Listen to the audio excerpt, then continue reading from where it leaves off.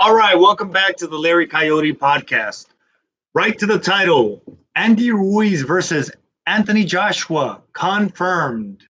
It was announced about a week ago, December 7th in Saudi Arabia. Now, if you know anything about the Saudis, you know that when it comes to money, they don't fuck around. They shelled out $40 million to Eddie Hearn at Matchroom Promotions so that they could host the event in the dunes of Saudi Arabia, right at the desert. I guess they're going to build a whole special stadium just for that fight, which is to me pretty exciting. I think it's called the Clash at the Dunes, which is kind of cool. It goes off of the Thriller Manila, Rumble in the Jungle. It kind of gave me kind of a throwback feel to it. So I think it's really good. I think it's exciting for boxing.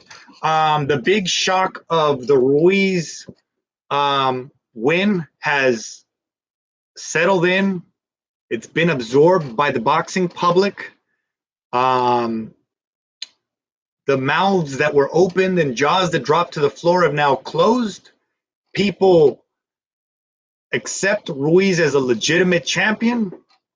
And I like that it's not going to be a year, 2 years before we see a rematch. They're jumping right back in. I think it's maybe eight months, something like that. From fight one to fight two. So I think that's a really exciting thing. I think Ruiz wins it. I give him about a 70% chance. I don't think that he's going to have that much trouble beating Joshua again the second time. I think it was a mistake of Anthony Joshua to take this rematch right away, but I give him credit nonetheless for accepting it and pushing for it because, truth be told, he should have stayed away. He's very marketable. England still loves him. He should have taken maybe 2, 3 more fights in between. That Ruiz rematch can always come back. Joshua can always challenge somebody else for a belt. But I think his pride got in the way, and maybe in his heart he feels he could have done a little better. I happen to disagree. I do, however, give him a slight chance to possibly win. So the real winners here, I think, are the boxing public because if you have the zone, you get to watch these guys go at it 2 times in less than a year. That's major. You don't have to pay the pay-per-view. If you get the 1 year subscription, the whole thing is already paid for itself. So honestly, that's big. It's a big, huge deal for me. Let's see what else. Deontay Wilder or Ortiz are going to fight. They are supposed to go at it, and I think the winner from that should possibly face the winner of Ruiz versus Joshua.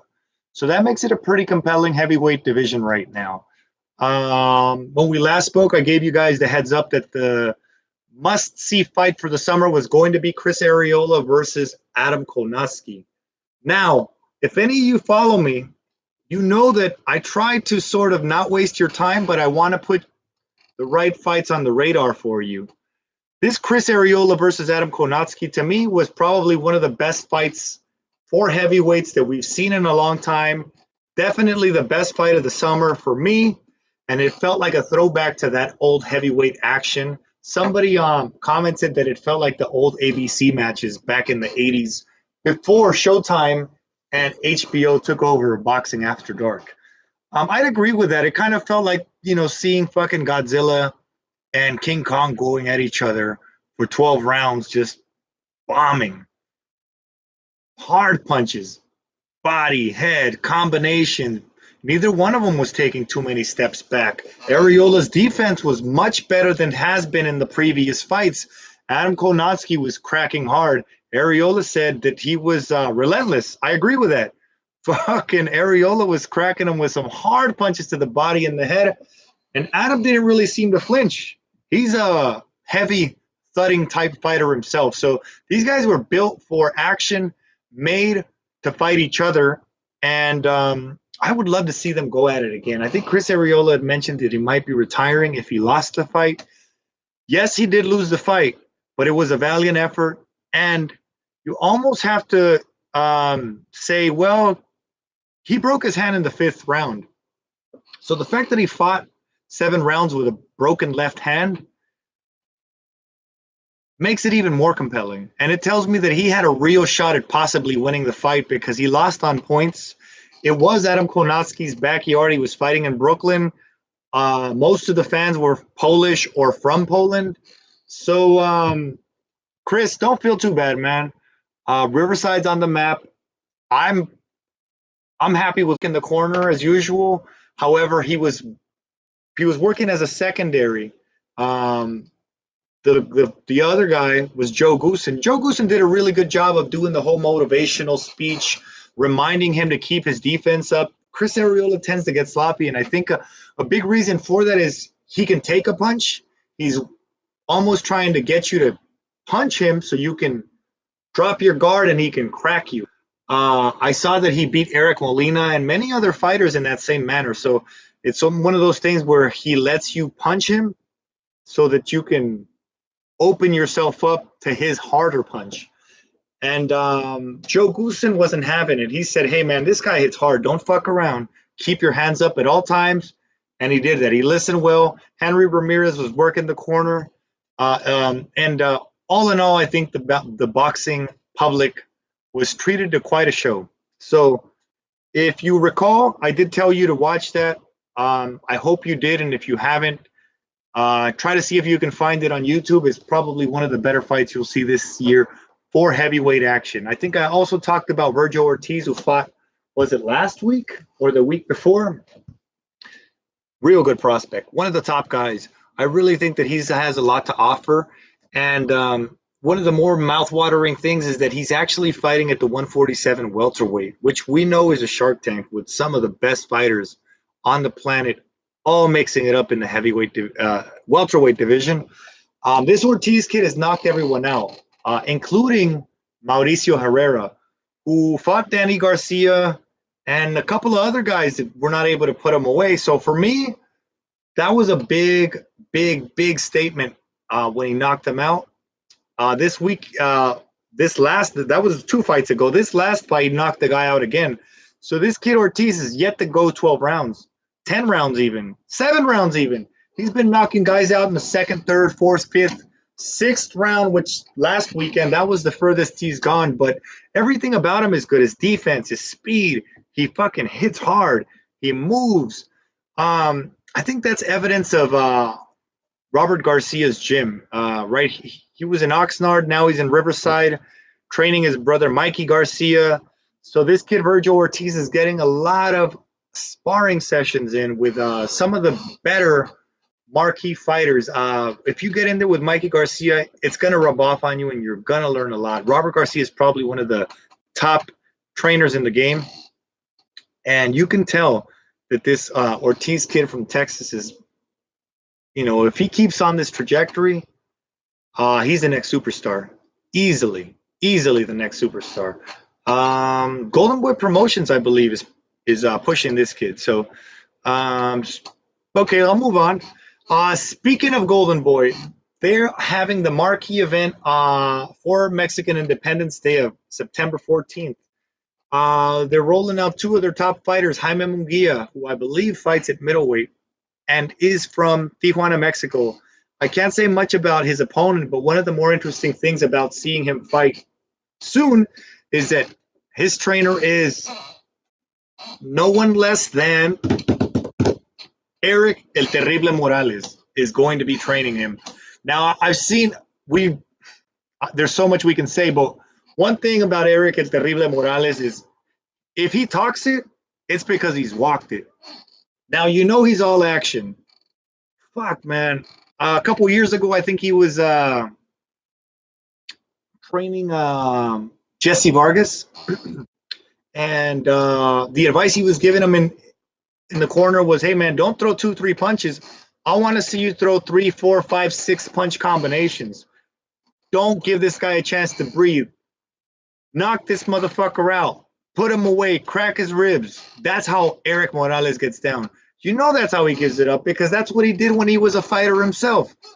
One of the few Mexicans that has defeated Manny Pacquiao. So if you've never seen that fight, if you've never seen anything about Eric El Terrible Morales, look up his resume, man. There's not a lot of guys alive walking the earth that have the career that Eric El Terrible Morales has had. There's even fewer that have fought on that level that are willing or able to train others. So the fact that he's able to bring another Tijuanense under his wing, who's currently trained by his father and who's done a pretty good job at training him, but Munguia's been eating a lot of punches unnecessarily for whatever reason. He's a taller guy, but he's addicted to going for the body, which means he lowers his hands a little more than he should and takes a lot of punches to the face. I don't want to criticize him because I think he's done a pretty good job. He is undefeated so far, so it's not like he's doing things wrong. But I think if Eric brings him in, he's going to add a couple more dimensions to his game. And he has that gravitas, that pedigree that if he says something, you can't just be like, oh, dismissive of what he's telling you. Dude, you got a fucking Hall of Fame fighter who has beat Manny Pacquiao telling you how to go about doing it. So you have to just defer, nod yes, follow instructions, and go to work. And luckily, Eric El Terrible Morales' instructions have always and always will be about action. It's exactly what the person watching the fight needs to see and what I want to see for the sport. So very exciting. September 14th, Jaime Munguia is making a title defense under new trainer Eric El Terrible Morales. So hopefully we see some new things. And that's actually one of the reasons I'm tuning in. Not because of the guy he's fighting, because I don't know a lot about the guy. He could be good, or I don't think he's bad, because he's obviously fighting for a title. So he could be good or regular. But what kind of level Eric Morales can bring him to is what I'm looking to see from him, because that type of growth is what he's going to need in order to maybe face the next guy. Because although he is a champion, there's some big names out there. Munguia could be fighting, in theory, Triple G, Billy Joe Saunders, a lot of guys. So will Munguia grow under the tutelage of Eric El Terrible Morales? I think the answer is yes, but I want to see it. Ryan Garcia is also being rolled out for that September 14th date. According to him, the guy he's fighting is the toughest fighter to date. As you know, Ryan Garcia is one of the hottest prospects coming out right now. Everything about him's good. You know, he's charismatic, charming. He's got that boyish good look that you see. Was that kid from The Sandlot, the batter dude? He's kind of looks like that kid. And he's poster boy good looks. All the girls love him. He's got a good amateur pedigree. I want to see what kind of growth we see from him, because although he does show a lot of promise, the guys in his division are really tough. And I don't know that he has what it takes to beat them today, but will he show growth to maybe have that a year or two from now is what I'm looking for from him. So be on the lookout September 14th. If you hadn't seen the Chris Arreola, Adam Kownacki, watch that. The heavyweight division is hot. Couple more things before we wrap this up. Canelo opponents. There's a lot of names floating yet to be announced. What do you guys think? Who should he fight next? Should he fight Triple G? Should he fight Billy Joe Saunders? The Charlo brothers are always calling him out, although I don't think they can hang with him in the ring. He seems to have his sights set on maybe going into a heavier division. What's his name gets brought, Sergey Kovalev's name gets brought up a lot. I think Canelo's starting to smell weakness, Sergey Kovalev. Rightfully so, because he's lost, I want to say 2 out of the last 4, maybe 3 out of the last 5 fights. But he's like 20, 30 pounds heavier. So it would be quite a significant jump. If he goes up to that light heavyweight, can he ever fight anything less than that?